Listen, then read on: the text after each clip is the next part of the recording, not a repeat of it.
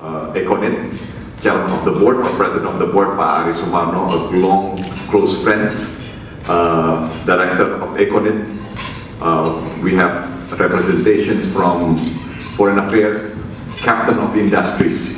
I'm so sorry to bother your lunch this afternoon, but I have to go by 1:45 at the latest because there is a cabinet meeting by the president was called yesterday. I was here by the assignment of my auntie, Astrid Suryo, and because my wife does still yell at me in German, so this is my obligation to come here and to set what is the new trend of Indonesian trade in the future. First of all, like Pak Arifin just said, I was appointed as Minister of Trade after 3 years experience in Japan. My mandate is very short, therefore I have to work hard and cannot be contaminated by political issue because this is a political year, and two objectives needs to be fulfilled. That is to make sure the price stability is controlled and also to push export. At the same time, there are a couple of things that I need to do. That is to make sure I can become a troubleshooter. In order to accomplish those two things, I need to be a good accelerator because a lot of things in Indonesia needs to be accelerated. I told Ambassador, Indonesia is a country where there is nothing easy in the country, but nothing is impossible. So I need to accelerate the process of taking decisions and solving problems. And the third part is, believe it or not, is communications. Half of our problems usually can be solved when we see or we meet with the person in charge. And this is my objective. And therefore, hopefully, within short times, I call this an injury time. And this is what I will do in the future. A couple of things that I would like to mention here, the trend of what's going to happen with Indonesian trade immediately in the future. The first part is people sometimes saying different things about the growth out of consumptions. A lot of people say this is not sustainable. In general, they say this is not being planned by the government. That's all true. But for one thing for sure, and history will be the witness, that actually a good solid middle class, a very strong market did and will invite investment. For example, is my staying and my experience in Japan. When I came to Tokyo the first time at the end of 2010, the Japanese investment realizations in Indonesia is $716 million US. When I left at the end of 2013, the investment of Japan did not grow by 100%, did not grow by 200%, but it went to go as high as almost sevenfold, 700% to $4.7 billion US. Ambassador Fauzi Bowo is not because of the ambassador. It has nothing to do with me. This actually has something to do with the survival of this world-class company. Japan and many other countries, including China, is facing what they call an aging society. To relocate in a country where emerging middle class is happening is a matter of survival. And therefore, companies like Toyota, like Daihatsu, Toyota doubled its capacity. Total of Daihatsu by 2016, output from Indonesia will be bigger than its headquarters in Japan. Honda double capacity, Nissan double capacity, every single one of the Japanese, including Suzuki, more than double the capacity.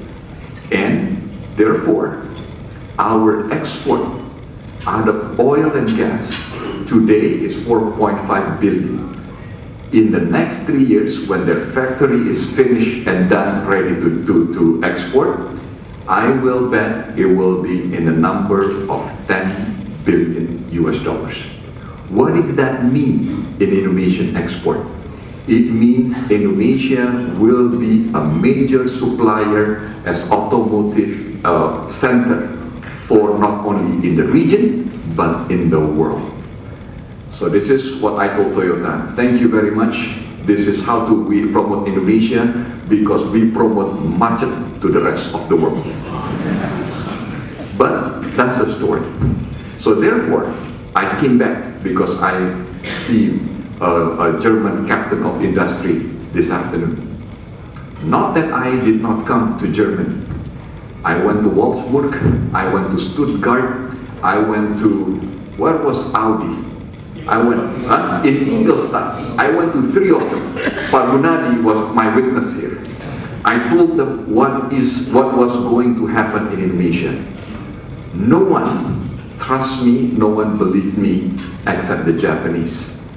Now, I just came 5 years too early as the chairman of the investment board. Now is the proof. I saw, Mr. Ambassador, the book of Eurojet.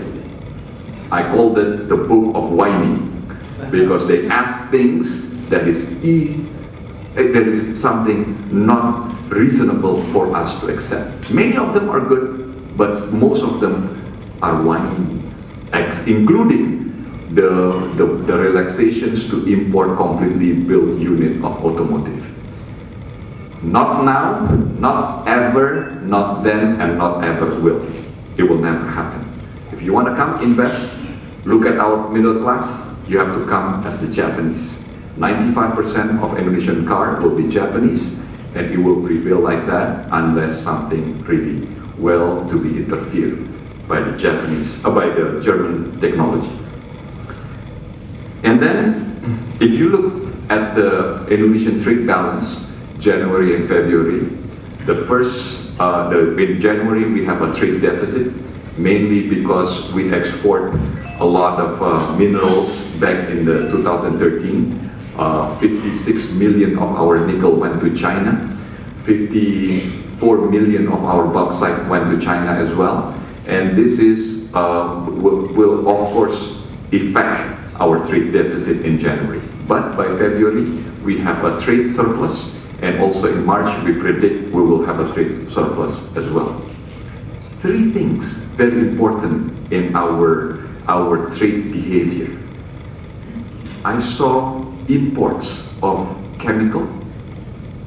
I saw imports of automotive parts, and I saw imports of steel and steel products. What is our export? Our export illustrates the same. We have, of course, automotive as one of our prima donna. We have also chemical as our growth in export in chemical. And also our steel and steel products. What does that mean? That means we import, create a value-added product, and export back. This is what happened, what is going to happen, what is the trade behavior these days. So what is going to happen in the future?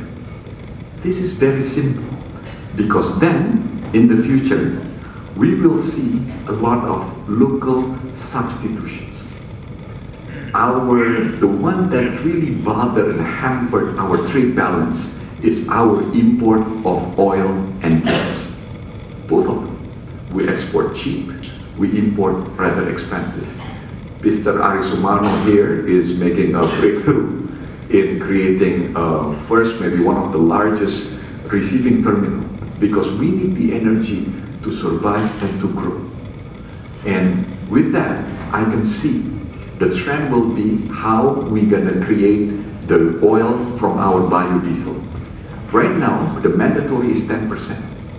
Do you know how much did we save from this 10% from our trade surplus, trade balance? About $3.5 billion.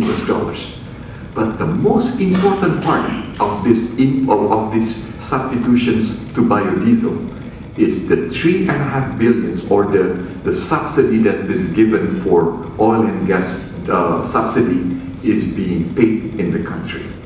The multiplier effect of this is to the infinity, because there's no rate of return. You know, you pay tax in the country, you create jobs in the country, and this will be the trend. If today the mandatory only 10%, we save around 3.5 billion, I will not be surprised if in the next 5 years the substitutions of oil import will go toward biodiesel in the amount of 40%. So then by then we will save at least $15 billion of our trade balance, paying tax in the country, create multiplier effects so very big. What is going to happen then? Ladies and gentlemen, Indonesia right now is having a big problem, because then again, this is a country of 6,000, this is a country from east to west, measured 6,400 kilometers. If you look, if you superimpose the map of Indonesia, this is like from Frankfurt to Toledo, Ohio in the United States. It's gigantic. And if you look at the distributions of electricity, electricity in Sumatra is 1.5 bulbs. In Java, 3 bulbs per capita. In Eastern Indonesia is 1 bulbs. So these people is not having electrifications. And electricity, you know, we cannot just model China or model countries like United States, make a gigantic power plant and distribute it along the landmass. We have 17,000 islands. So if sometimes the development of Indonesia is not perfect, it cannot be perfect, because there's none in the world similar to Indonesia. And therefore, what do we do in order to substitute this? We need to look for something like geothermal. Geothermal will be the next prima donna in Indonesian development. And this also will substitute for import, especially in oil and gas, and this will create a very good structure in Indonesian trade in the future. And then something that also will become our challenge, especially with European counterpart. Like it or not, this is something that we are going to start in the future. What we sell, because Indonesian competitiveness you can measure is very few. One is the new trend is automotive, definitely. So we're gonna go for penetrating this across the world. But our competitive advantage is based from our forestry derivatives product. Be that CPO, be that pulp and paper, including pulp and paper, and including also to a certain extent our rubber products. But when we go to Europe, we have our product has been what I call charged for anti-dumping, around 18% across Europe. But this is okay, because this is part of WTO mechanism. The one is very bothering for Indonesia is when you go to France and they say, look at the packaging, it says palm free, as if palm oil derivatives is something really bad for you. Is it?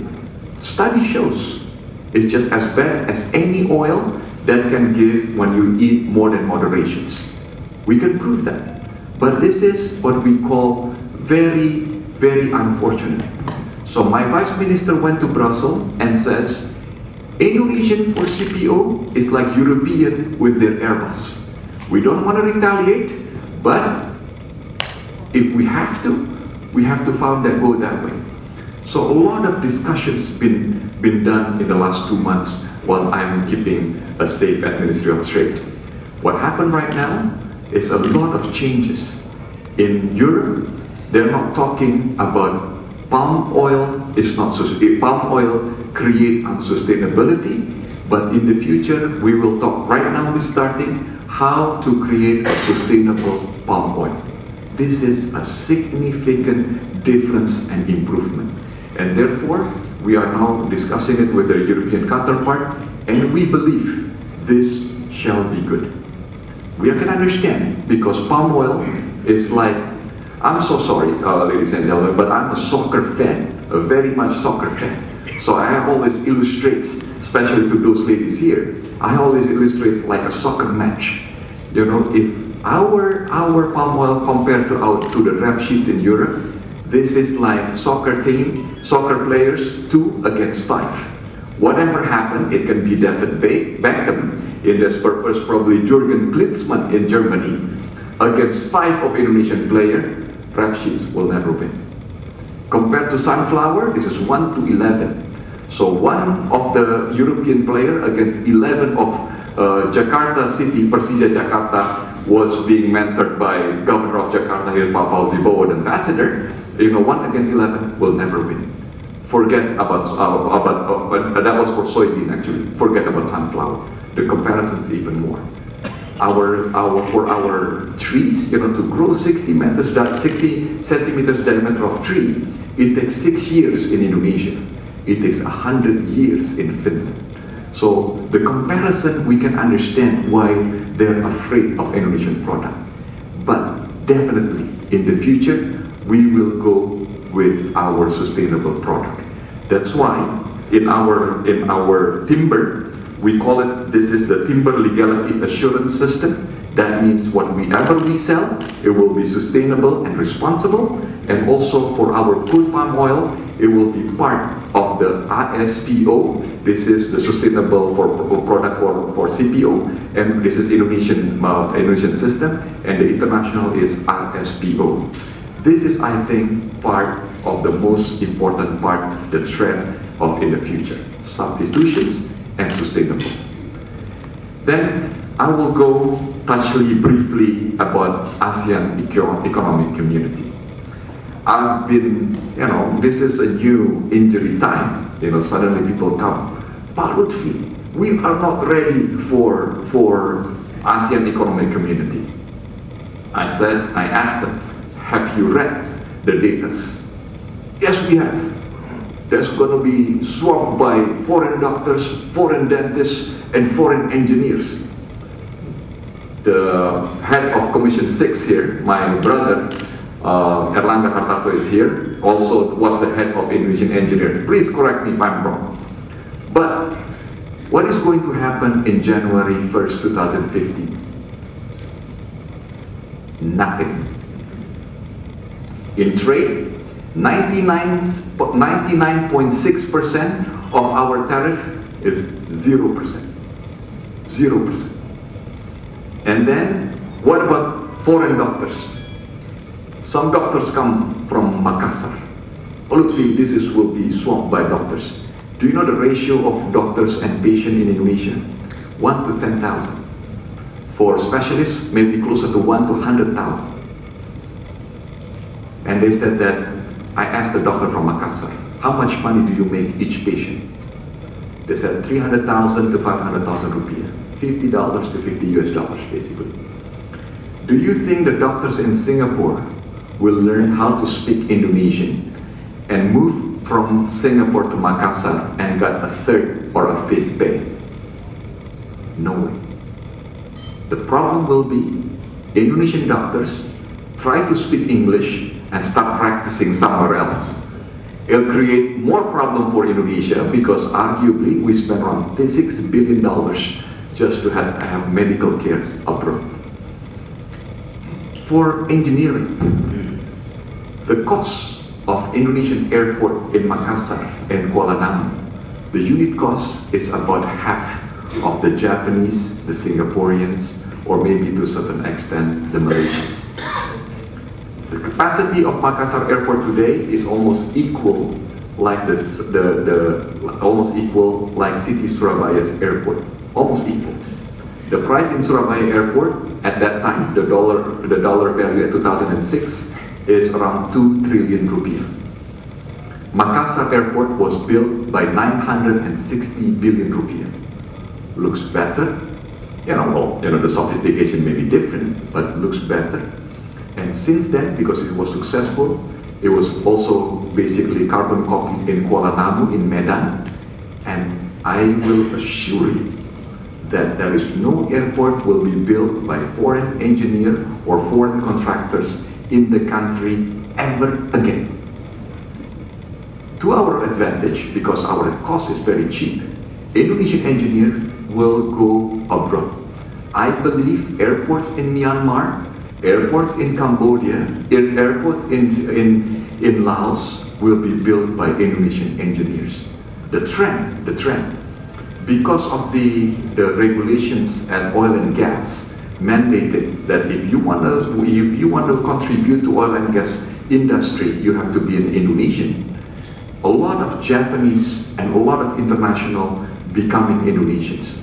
They sell half of their shares to the Indonesians, and what's going to be the trend, like what's happening in Australia now, is Japanese technology, Japanese money, Indonesian engineer. Where are they going to be? Across the world. So my point is, ladies and gentlemen, this is not Indonesia being swamped by foreign products or foreign people. The argument will be reversed. Indonesians will go overseas and take over the market across Asia, ASEAN country, and also across the world. That is a promise. And then the last part, because I promised that I'm going to take about some questions that will be wild also. That means that everybody can ask questions. The last part is about about the trade laws that was issued by the chairman of Commission 6 here from the Parliament. People came to me, also from Luncheon. Mr. Minister, this is very disturbing. Have you read the law? Yes, I have. How many pages? Silence. They don't read the law. This is just gossips between people. I read the law, 196 pages. And what does it say? Very simple. The law mandated for the government to empower the trader. Why? Because the empowered trader will create a prosperity for supplier. The trader be that Indonesian or international, by the way.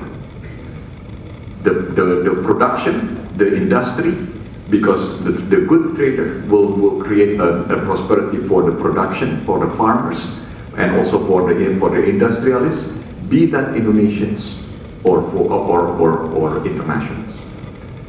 Because they have a good trades between the two, it creates that trade will be benefit for everybody.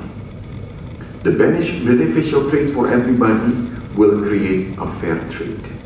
And a fair trade is what we want across the world, mandated to create prosperity.